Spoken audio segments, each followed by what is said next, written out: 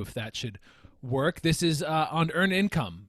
So I'm going to bring to the fore Margaret Sullivan from the Washington Post, Ken Doctor, Newsonomics, and Lookout Local, as we'll hear about, and Liza Gross from the Solutions Journalism Network to have a bit of a conversation. So I'm going to get out of here because we want this to be conversational, but I can set you guys up as I come off with a little bit. Introduce yourselves and how you intersect with this idea of earned income around newsrooms. Margaret, in your coverage, Ken, in your experimentation, and Liza, in your partnership. Ken, I'm actually going to throw it to you to start, and I'm going to get off camera Sure. and have a conversation, friends. I've been doing Newsonomics for 15 years, and focused on so much about earned revenue and business models. And now I'm starting Lookout Local, starting next week.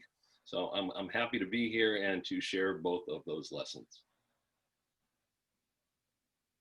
Shall I jump in? Yeah.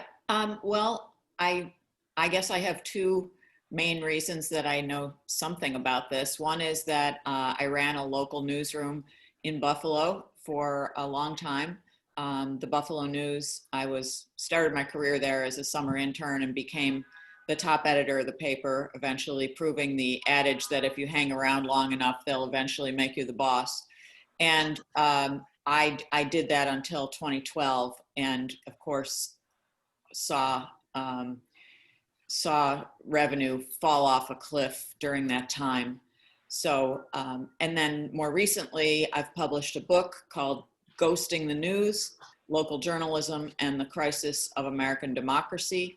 And I've been looking at newsrooms across the country and what's working and what's not working. So that's sort of my my expertise, such as it is. It's pretty good. Thanks. We'll take it. We'll take it. All right. Well, thank you. And I am Liza Gross from Solutions Journalism Network. And for a very long time, I've been focused on business models that are viable for the media industry.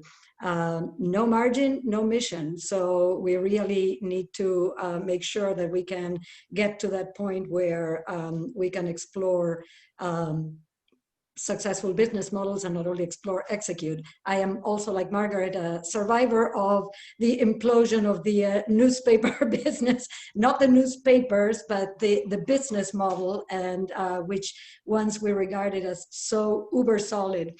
And right now, for the past 3 years, I've been starting news collaboratives with a solutions approach to the news. Solutions Journalism Network is an organization that looks at promoting and expanding the idea that most of our colleagues will adopt solutions journalism as a practice, but it's also a practice that can be monetized. And I can talk a little bit more about that as we get on. We seem to have been left to our own devices, Ken and Margaret. So we will need to organize our conversation. I'm very comfortable with that. I can easily slip into boss mode here if you want me to. But I mean, one thing I would add to that, well, maybe Ken hasn't actually. Yes, you have. I mean, you know, when I was talking to people after my book was published, everybody had the same question, which was, okay, well, that's a very dire picture. Now tell us the answer. Tell us the solution. And I didn't really have one. I think that there is no single solution. There needs to be some sort of combination of which, you know, membership and subscriptions are a big part. I don't know, Ken, how have you been answering? I know you get asked that all the time too. I've been asked that question for longer than I can remember. Yeah. And part of, and we are launching Lookout in Santa Cruz next week. Is incredible to actually get it launched, and that is at this point my best answer to it. And I think, in truth, it's been something of a mystery and something of a cop-out for many of us to say over the years, there's no solution. I was able, in all the time I've been an analyst, to talk to both the most successful people in the business, which are largely national, and we'll talk about that national-local divide, and also describe, of course, the dismal loss in local that we all know, and Margaret has covered extremely well as well. There are answers, and the answers are pretty clear, and they connect the dots pretty well with what Liza just said about solutions journalism. Reader revenue works, and if you look at the last decade, the one bright spot in this largely dismal field is that reader revenue for the first time exceeded advertising for the best publications in the country, the Post, the Times, the Journal. It works, and it eliminates massive advertiser pressure. It creates a direct connection between journalists and readers, and it works. The question isn't, I think, is there a model? And I agree with you. It isn't, as it's never been, only subscriptions or circulation. It's a combination of advertising and essentially membership or subscription and other stuff, and philanthropy plays a role, but we have the answers. The question is, how do we apply this on a local level? And that's a very different question than too many people wandering around saying, is there a solution, I think? And I think if we apply ourselves to that question, we'll do a test. There are many people around the country doing tests. We have answers, and we see things that are working, and I can point to some. So one interesting organization, news organization that I actually was ready to write about, but then national politics sort of got in the way, as it does. And Ken, I know you know about this because you profiled this company, the Daily Memphian, which is really successful in a place that still has a functioning daily newspaper, and seems to benefit the community because both of those things exist. The Daily Memphian is digital only, I believe. Yeah, it is. And they seem to be doing it with a combination of philanthropy and subscription. No advertising, I don't think, at this point. I don't know. Is that a good model? They have advertising too. Yeah, they do. Okay. Yeah. Do you consider in fact, that advertising and reader revenue are about equal for them in revenue? Do you consider them a really good model? There are definitely. I completely endorse the idea that it's not going to be only one revenue stream or the magic bullet, the silver bullet that is going to underwrite the entire operation. We do have a little bit of a failure of imagination in terms of understanding that we will need to get a combination of streams. If we look at the Texas Tribune, for example, they are very clearly divided into events, philanthropic support, subscriptions, advertising. So they have created a formula that works extremely well for them. I am not going to go into the big behemoths that are trying new products and interesting ideas. The question was, are we doing enough with models that leverage the trust and audience that newsrooms establish? Of course, we're not doing enough. We need to do more, but some are doing some interesting things. The Honolulu Civic Beat is doing very well with subscriptions at the moment. The Richland Source in Mansfield, Ohio, is doing very well with sponsorships and tying it directly to their production of solutions journalism. But they first produced the content, and then they went to their community and said, do you want more of this? Well, we need to pay for it. Boise Dev is doing very well with a sponsorship model as well. And outside this country, El Diario in Spain has been very successful with membership. So different organizations are trying different things, but there's so much more to be tried and so much work to do in terms of hitting the right combination that is appropriate for your ecosystem. What works in your environment? Let me bounce off that, and I think those half dozen you named are really good examples. There's a lot going on, and they're all variants of some ways to get money from readers, some ways to get money from businesses, and some from philanthropy. That's all good. I think it's pretty clear that reader revenue has to be 50% or more. And what I'm most focused on, and to Margaret's point about the Memphian is a signal achievement, I think, in the reinvention of local journalism, and has been underappreciated. And I remember when I first talked to Eric Barnes about a year ago on it. They're up to more than 14,000 subscribers, and I think it's a little more than 2 years at this point. This is basic stuff. What they did is they got a lot of money, $8.2 million. They got the capital, and they went big. And this is what I am seeing is the need for ambition and execution. They did it. They said, we're going to have as big a newsroom as the Commercial Appeal, which was, Gatehouse, Gannett, and was the same size. The Gannett newsroom, as I understand it, is now 8 fewer than the Memphian. And they are on a ramp toward profitability. They are making it work. And to this question of what people will pay for, if we connect this all up, it is simple, and we know it as journalists, and we know it as people in the business. People will pay for sufficient, unique, knowledgeable content. A lot of that is solutions oriented by the nature of it. We've always done this, but it's sufficient, unique, knowledgeable content. That's the secret of the national mediums that have worked. It's the secret of the Star Tribune, the secret of the Memphian. It's not a secret. So the question is, how do we apply this now? And that, I think, is the question, and it's a new world. It's 2021. Thank God we do not have an anti-press president moving into the White House. We may be coming out of COVID. We have an opportunity to understand in the 2020s that the audiences are much different. They're much younger than all of us. This is digital. This is a purely digital decade. And the solutions are well within sight, I think. And Ken, and they are much more diverse as well, audiences. One could make an argument, of course, we all admire Penny Abernathy's research into the expanding news desert, and Margaret, you've done also a lot of work in that space.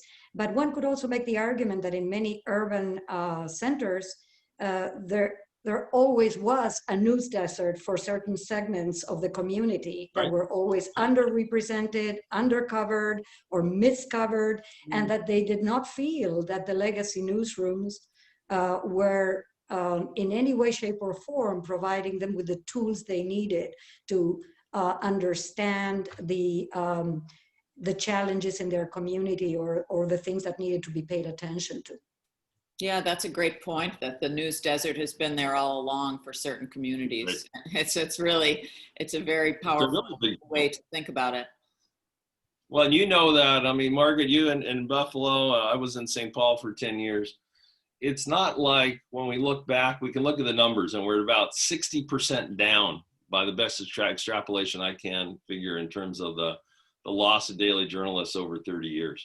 Yeah. But as we know, these were not ideal products. And the point that we are just making, they missed larger and larger parts of the community. They always did. We may have run these newsrooms and we did the best we could, but we realized ourselves the places that they were failing. And with digital, we have a new opportunity to try to get it right and to serve more different kinds of people more different ways. So I'm largely bullish on it, although the loss is staggering of what we've lost. Yeah.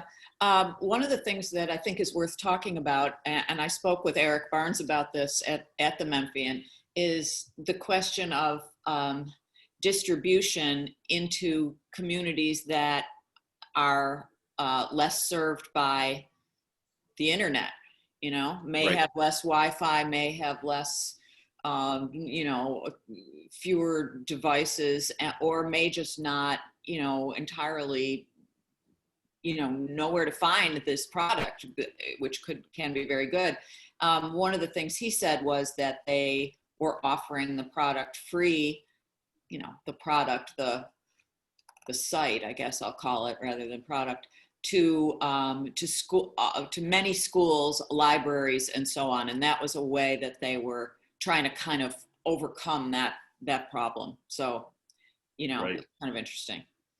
But also there is Well, a lack of understanding beyond the digital divide, Margaret, which is a very real thing. But it's also a lack of understanding on how information flows in some of these communities and what are the tools that are used to have this information flow and what are the ways in which news and data is transmitted from one member of the community to the next. So if we go to a certain ethnic group in a given urban environment with a straight newspaper, this may mean nothing to them, but they may be very active on Facebook, they may be very active on other platforms, or they may be very active using tools that are not necessarily digital, but are very effective to transmit information and keep up the narrative of the things that are important to them. So also, again, as we talk about a little bit of lack of imagination, we need to go and understand how our community talks to each other and how the information flows. Yeah, no, that's a great point. So I'll play moderator here because we have a question from David Boardman to Ken. Ken, after studying others' successes and failures for decades, you're launching your own product. Can you please tell us more about what will be different about it? I'd like to know even pretty basic stuff. So give us the lowdown. Sure. So I guess paralleling what I said at the beginning, the one thing that distinguishes it, I'll give you several, but the first thing that distinguishes it is the size of it. It's big. So we will have 15 full-time people, 10 of them newsroom people, in Santa Cruz County, California, which is only 275,000 population. As our editor, Chris Fusco, who came to us from the top editorship for the Sun-Times, has been saying in the community and getting really interesting responses, we will be the primary news source of this county as soon as we start publishing. Now that is an audacious statement, but it's also accurate when the Alden Own Daily only has 2 or 3 or 4 reporters. So it's big, and the bigness of that parallels what I said at the beginning, that to take this opportunity to really serve readers and to ask them to pay you for being readers, for getting access to content, requires enough really good content. And paralleling that, it's who's doing the writing. We did not hire people for their first jobs. We're hiring people with 3 to 10 years experience and paying professional salaries of really $60,000 to $80,000 a year, which is pretty good, even though we're a high housing cost area. Then and we will have access control or a paywall. Many of the local news sites that are there are all incredibly mission oriented, many of them doing a great job. Few of them are actually restricting access to content. And if there's one thing that we have learned from the national examples is you have to restrict it to get enough reader revenue. At the same time, we believe in access, and Margaret's point about the Memphian is a really important one in terms of access. We would love to give access, of course, to everybody, as my friend John Thornton at American Journalism Project and I have discussed. But you can't do it and earn a lot of revenue. We, for instance, have a program at launch where we're providing the content to all the community college students, 13,000 of them, through a benefactor who is supporting that. So we believe in bigness. We believe in high quality staff of people who know what they're doing, who are subject experts, paying them well professional salaries. And we believe in getting as wide access to students. We're going to do other student programs as well. The last thing I would say is business intelligence. You can't run a modern media business unless you know who your readers are and who your would-be customers are. We're never going to get 50, 80% like we could get in old days. You can get 3 to 5%, maybe 7% locally, you're doing well. That takes business intelligence. So we've been able to put together, and it's all outsourced with Blue Lena and Pico and Parsley and the LA Times, the best technology, best state of the art we could get, but it's outsourced and it's all integrated. That will tell us who these readers are as we try to move them through a funnel to pay us and to fund those journalists. Yeah, I think it seems like if there is one overriding lesson of the last long period of time now, maybe what? It's a long time. Yeah, maybe, 20 years, I guess, is stop giving your stuff away for free. I mean, it's like you can kind of reduce it to that. Don't do that anymore. It costs money. I posted my most recent column, as I always do, on Twitter. And one of the replies was, bummer, I hit a paywall. And, I almost always answer those folks. I try to answer them very mildly, and with a good tone. But what I thought I might start saying is, yes, it's called a paywall because it's how journalists get paid. And it's true, but I think, so I think that not giving it away for free is a key lesson for sure. And if I could just add one other thing from my own recent experience, I had a column, I guess, within the past couple days, the headline of which was how to cover a coup, or whatever it is Trump is trying to do. And the column, as we, in the lingo, it did very well. And I guess it had something like 260,000 page views or something like that. And one of the things that was good about that was that it caused a lot of people to say, okay, all right, geez, I hit this paywall, I'll finally subscribe. So that, it's a weird thing that we judge our work in different ways now to some extent. So anyway, just. And in some ways, it's a real throwback. I mean, think about daily news. The original sin of this era was to give it all away free. We can blame Reuters that started it, and then AP followed them, and we've only had 25 years of devastation. But newspapers always charged. They always were able to reach broad segments of the population. People left papers around. Now they share stuff. This was just I hope we look back of a brief, terrible 25-year interim.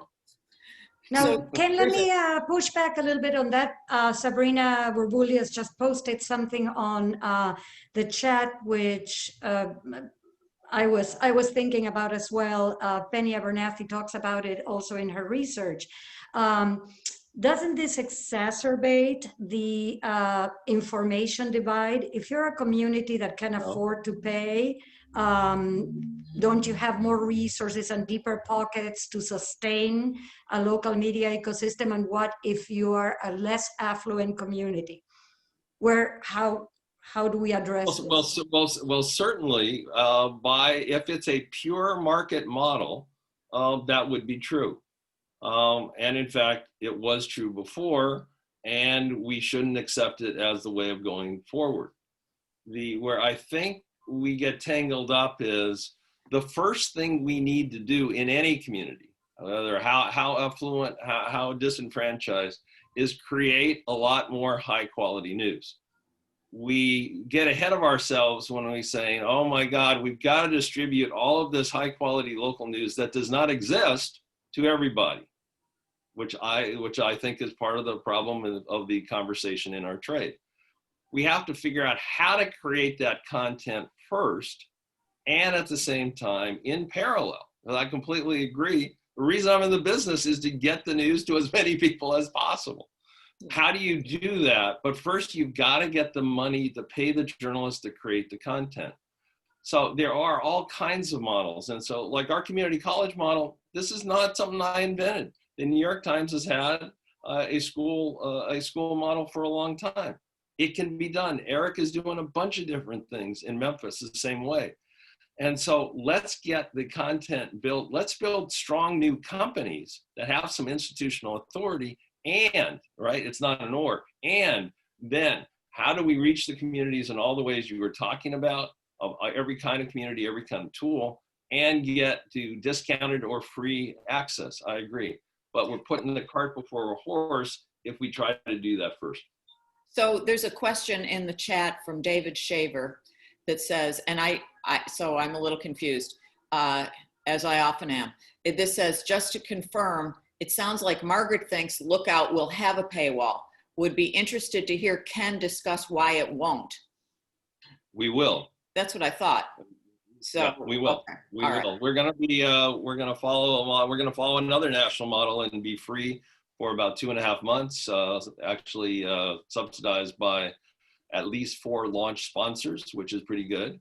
But then we will restrict access. We're working with Pico on that and Blue Lena, and we're seeing exactly how to do that. The other innovation I think is worth mentioning here. And Piano Media, which is the big player in this industry, deserves a lot of credit for its flexible paywall. It works mainly with very large publishers. This idea that it's either all content or no content is an artifact of the last decade. We are going to have flexible paywalls that we can turn various different ways, which helps us both in terms of the business and to this access question. And so I think that's very important. And it's part of the ways that technology is just the foundation of how we have to think about this business. So can we reflect, I'm sorry, Margaret, I just wanted to, because we have 3 minutes, could we reflect briefly over the role of philanthropy in this, place-based philanthropy to support local media ecosystems or broader, participation of philanthropy? I mean, I'll say one thing about it. It's not definitive, but I think it can and often should play a role. I am concerned in some communities where there aren't a lot of philanthropists that there can be the same problem we saw with a very powerful advertiser in the old days, and to some extent, I guess that may still exist, but what would be the big supermarket chain or something like that gets its nose out of joint about a story, and so what about the big powerful person in the community who's one of your key supporters? Are you going to build in some kind of safeguards so that there's not a question of even implicit editorial control or self-censorship? Yeah, it is. And I mean, in places that have done that, I've seen the controls work fairly well. And you're right, there are always, no matter who's giving you money, there are pressure points in journalism. The best base is a wide base of a lot of readers. So if we piss off a few of them with some story, there's still plenty more, which is always the case with advertisers too. What we found ourselves, what others have found, is philanthropy is wonderful. There's a lot of it out there, but it's a starter kit. There is the news desert stuff and just in our bones, those of us who live outside the major cities, everybody in major cities, and a lot of my friends live in them, they complain a lesser paper, but they don't really know what a news desert's like. And there are hundreds, if not low thousands of them now.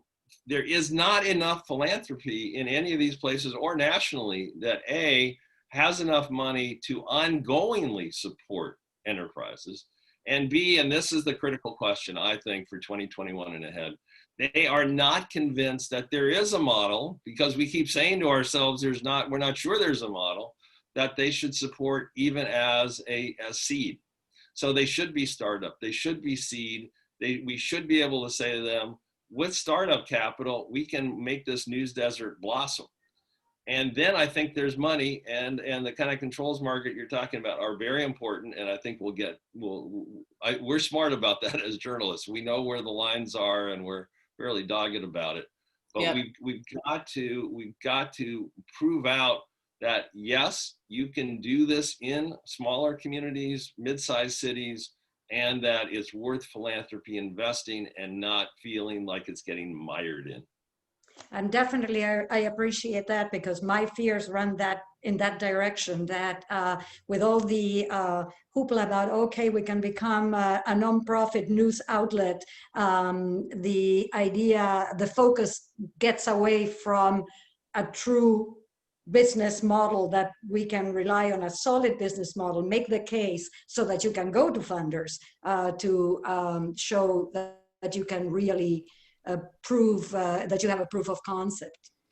That's right. Chris, do you want us to take the last question? You want to take 2 minutes for the last question or not? Sure. Yeah. Dive in, and then we'll go to breakouts. Yeah, do that. Fair enough. Yes. Okay. Chris asked, and in the email is a really important question, and it's one we all talk about in our trade. Of is the news media still a kind of singular thing, given the outsized success of the Times, Journal, Post, etc., and the decline of local press? People put simply, are we in the same business? I'll just say what I think. Let me turn it over to Liza and Margaret. I think yes, we're in the same business. We are providing people the news and information to conduct their own lives and the democracy. That's the same. We have the same standards. Whereas clearly diverged is that the internet is all about scale. So the New York Times is able to get still 3% plus of an incredible, huge number, and now a global number, not just a national number, but a global number.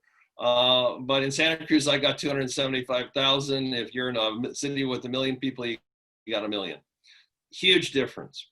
The positive difference that I think we're going to prove out is the thing that the national media can't do is they can't act on real local relationships with readers, with community and communities of all kinds, and yes, with businesses and merchants.